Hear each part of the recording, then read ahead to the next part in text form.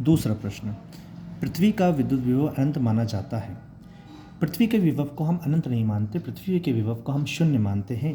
तो जो दूसरा प्रश्न है उसका आंसर हमारे पास आएगा असत्य। दूसरा हमारे पास हो जाएगा असत्य। तीसरा तीसरा हमसे क्या बोल रहा है कि चुंबकीय क्षेत्र रेखाएं सदैव बंद पारा बनाती है। गलत हो रहा है, यहाँ पर बंद पाश आना चाहिए। बंद पारा बनाती है, बंद पारा मतलब बंद वक्र बनाती है। तो सत्य बात है, चुंबकीय बल रेखाएं जो होती हैं, चुंबकीय क्षेत्र रेखाएं जो वो बंद वक्र बनाती हैं, चूंकि जो कि ये सत्य है। यदि इसके स्थान पर विद्युत बल रेखाएं होता तो वो असत्य हो जाता है, क्योंकि विद्युत बल रेखाएं खुला वक्र बनाती है।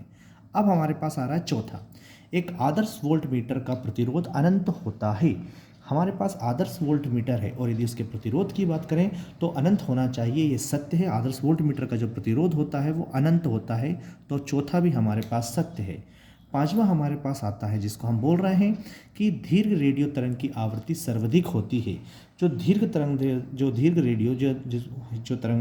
रेडियो तरंगों की आवृत्ति सर्वाधिक होती है। तो आंसर आएगा असत्य। जो हमारे पास इसका आंसर है वो है असत्य। असत्य क्यों है? क्योंकि हमारे पास संबंध होता है कि आवृत्ति बराबर होता है c/λ के। दीर्घ रेडियो तरंगों की जो हमारे पास तरंगदैर्घ्य होती है वो अधिक होती है, कम होती है, इसलिए ये हमारे पास कम होती है, इसलिए ये अधिक नहीं हो सकती। इस संबंध के अनुसार ये असत्य। प्रश्न नंबर 5, एक शब्द या एक वाक्य में उत्तर दीजिए। इसमें पहला है, सदिश रूप में वायो-सेवर्ट का नियम लिखिए। तो सदिश रूप में वायो-सेवर्ट का जो नियम होता है वो dB सदिश बराबर होता है μ0/4 पाई I ब्रैकेट के अंदर dl vector cross vector r बटे में r³। ये हमारे पास है वायो-सेवर्ट का सदिश नियम या सदिश रूप। दूसरा प्रश्न है हमारे पास, व्हीटस्टोन सेतु के सिद्धांत पर आधारित एक उपकरण का नाम बताइए। तो व्हीटस्टोन सेतु के आधार पर आधारित एक उपकरण होता है जिसको हम बोलते हैं मीटर सेतु। मीटर सेतु जो है व्हीटस्टोन सेतु पर आधारित उपकरण है। तीसरा हमारे पास प्रश्न इसमें है, विद्युत जनरेटर का सिद्धांत लिखिए। विद्युत जनरेटर जिसे हम कहते हैं, विद्युत जनरेटर का जो सिद्धांत है वो है हमारे पास फैराडे की विद्युत चुंबकीय प्रेरण के नियम। विद्युत चुंबकीय प्रेरण के नियम पर आधारित है हमारे पास विद्युत जनरेटर। चौथा प्रश्न है, दृश्य तरंगों का तरंगदैर्घ्य परास लिखिए। दृश्य तरंगों का जो तरंग प्रकाश दैर्घ्य का जो हमारे पास परास होता है वो होता है 400 नैनोमीटर से लेकर 700 नैनोमीटर की रेंज का हमारे पास होता है। इसी प्रकार पांचवा प्रश्न हमारे पास आ रहा है। पांचवा प्रश्न हमसे ये पूछ रहे हैं कि 0.5 मीटर फोकस दूरी वाले लेंस की क्षमता का मात्रक लिखिए। लेंस की क्षमता का सूत्र होता है P = 1/f के। चूँकि मीटर में इसलिए हम 1/f लिख रहे हैं, तो 1/f का मान दिया है 0.5 धनात्मक है। इसको यदि हम सॉल्व करते हैं होगा 10/5 बराबर होगा 2D। तो हमारे पास इसका आंसर आएगा 2 डायोप्टर। प्रश्न नंबर 6, किसी विलगित चालक को धनावेशित करने पर उसका द्रव्यमान कम हो जाता है, क्यों? सत्य है, जब हमारे पास कोई आवेशित है, कोई विलगित चालक है, जैसे मान लीजिए कि हमारे पास ये विलगित चालक है और हमें इसको धनावेशित करना है। इसे धनावेशित करना है मतलब ये इस पर उपस्थित इलेक्ट्रॉनों को डोनेट कर देगा या दान दे देगा। जब ये अपने इलेक्ट्रॉनों को किसी दूसरे को डोनेट करेगा तो यहाँ से इलेक्ट्रॉन कम हो जाएंगे। चूँकि हमारे पास एक इलेक्ट्रॉन का जो द्रव्यमान होता है वो होता है 9.1 × 10⁻31 किलोग्राम के आसपास होता है। तो एक इलेक्ट्रॉन जाएगा तो एक यहाँ पर धनावेश बढ़ जाएगा, मतलब इसकी धनावेश जैसे जैसे इलेक्ट्रॉन कम होंगे ये धनावेशित होता जाएगा और इस पर इलेक्ट्रॉन के जो द्रव्यमान के बराबर है उतने द्रव्यमान कम होगा। तो इसका जब द्रव्यमान कम हो रहा है तो ये धनावेशित हो रहा है। तो इसमें आप आंसर लिख सकते हैं कि किसी विलगित चालक को धनावेशित करने पर उसका द्रव्यमान इसलिए कम हो जाता है क्योंकि वह अपने इलेक्ट्रॉनों को दान दे देता है या डोनेट कर देता है, जिससे इलेक्ट्रॉन के द्रव्यमान के बराबर उसका द्रव्यमान कम हो जाता है। इसी प्रश्न के अथवा में एक प्रश्न था, दो संभव पृष्ठ एक दूसरे को प्रतिच्छेद नहीं करते, क्यों? मान लीजिए कि आपके पास एक संभव पृष्ठ ये है और एक संभव पृष्ठ ये है। ये दो संभव पृष्ठ हैं। ये दोनों एक दूसरे को प्रतिच्छेद नहीं करते। क्यों नहीं करते? मान लीजिए कि यदि दो समविभव पृष्ठ, एक पृष्ठ ये और यदि ये दो एक दूसरे को प्रतिच्छेद करेंगे तो जिस बिंदु पर ये प्रतिच्छेद करते हैं वहाँ पर हमारे पास चुंबकीय क्षेत्र की विद्युत क्षेत्र की दो रेखाएं हो जाती हैं या दो दिशाएं प्रदर्शित होती हैं, जो कि संभव नहीं है। इसीलिए दो समविभव पृष्ठ एक दूसरे को प्रतिच्छेद नहीं करते। तो आप इसमें आंसर लिख सकते हैं कि दो समविभव पृष्ठ एक दूसरे को प्रतिच्छेद इसलिए नहीं करते हैं क्योंकि यदि ये प्रतिच्छेद करते हैं तो प्रतिच्छेद बिंदु पर दो दिशाएं होंगी, जो कि संभव नहीं है। प्रश्न नंबर 7। प्रश्न नंबर 7 में दिया है किसी कार की संचायक बैटरी का विद्युत वाहक बल 12 वोल्ट है। विद्युत वाहक बल मतलब हमें ई दिया है और ई हमें दिया है 12 वोल्ट का। यदि बैटरी का आंतरिक प्रतिरोध 0.4 ओम है, आंतरिक प्रतिरोध मतलब हमें आर दिया है जो कि 0.4 ओम के आसपास है, तो बैटरी से ली जाने वाली अधिकतम धारा का मान क्या होगा? अर्थात हमें यहाँ पर धारा का मान ज्ञात करना है, आई ज्ञात करना है। अब यदि हमारे पास देखें तो धारा के लिए हमारे पास सूत्र होता है आई बराबर, यदि हम यहाँ पर देखें धारा बराबर होता है ई बटे में आर के। ई का मान हो गया हमारे पास 12, आर का मान हो गया 0.4, दशमलव हटाए तो ये हो जाएगा 120 बटे में 4, अर्थात हमारे पास यहाँ आएगी 30 एम्पियर की धारा। तो हमारे पास बैटरी से ली जाने वाली अधिकतम धारा होगी 30 एम्पियर। प्रश्न नंबर 7 के अथवे में एक प्रश्न था, एक ऊष्मा का प्रतिरोध 200 ओम है, अर्थात प्रतिरोध का मान हमको दिया है 200 ओम तथा इसमें 5 एम्पियर की धारा प्रवाहित हो रही है। आई बराबर हमको दी है 5 एम्पियर।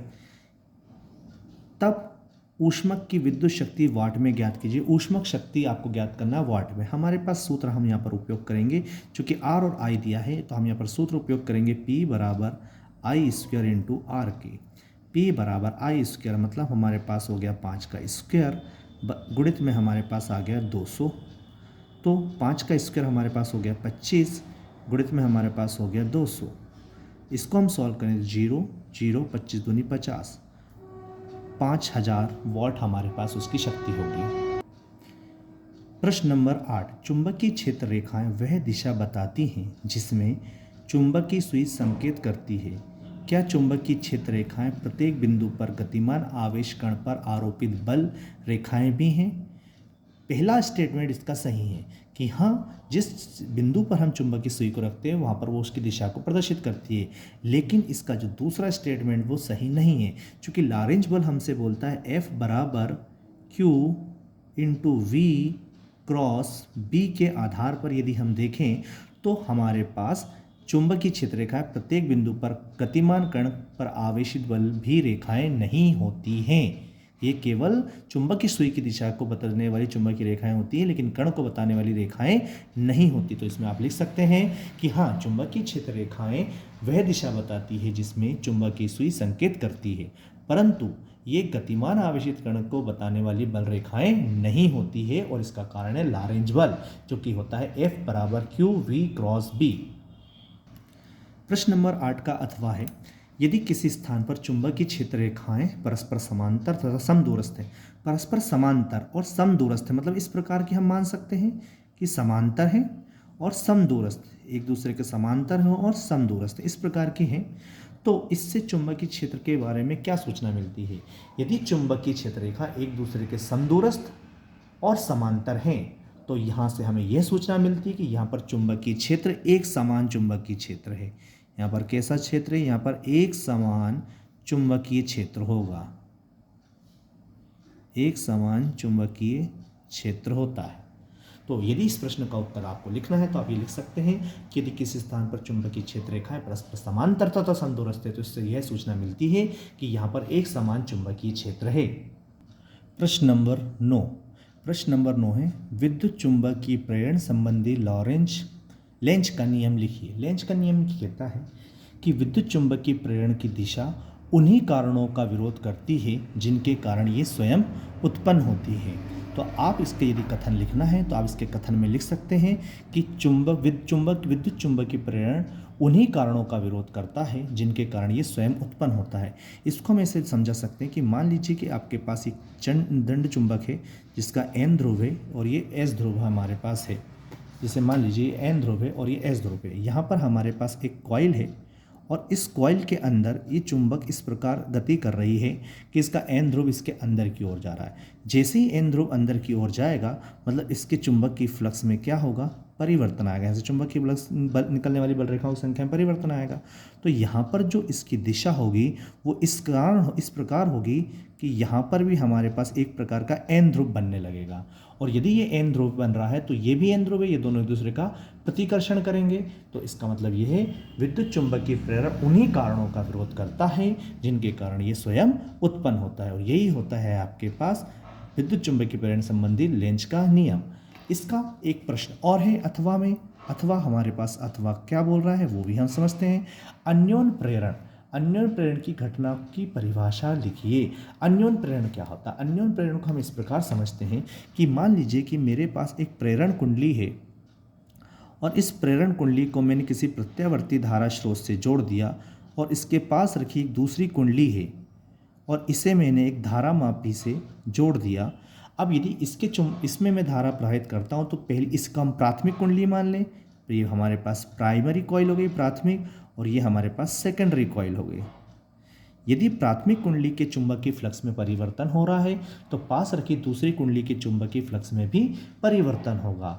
और यदि दूसरी कुंडली के चुंबकीय फ्लक्स में परिवर्तन हो रहा है तो इसमें उत्पन्न प्रेरित विद्युत वाहक बल जो होगा उसे ही हम, इस घटना को ही हम बोलते हैं अन्योन्य प्रेरण। अन्योन्य प्रेरण के हमारे पास यदि हम बात करें कि चुंबकीय फ्लक्स में परिवर्तन समानुपाती होता है आई के, या हम बोल सकते हैं फाई इस इक्वल टू होगा एम आई के, जहाँ पर एम एक नियतांक है जिसे अन्योन्य प्रेरण गुणांक भी कहते हैं, और एम बराबर हमारे पास होगा फाई बाई आई के। इसका मात्रक यदि हम बात करें तो इसका मात्रक बनता है हेनरी, इसका मात्रक होता है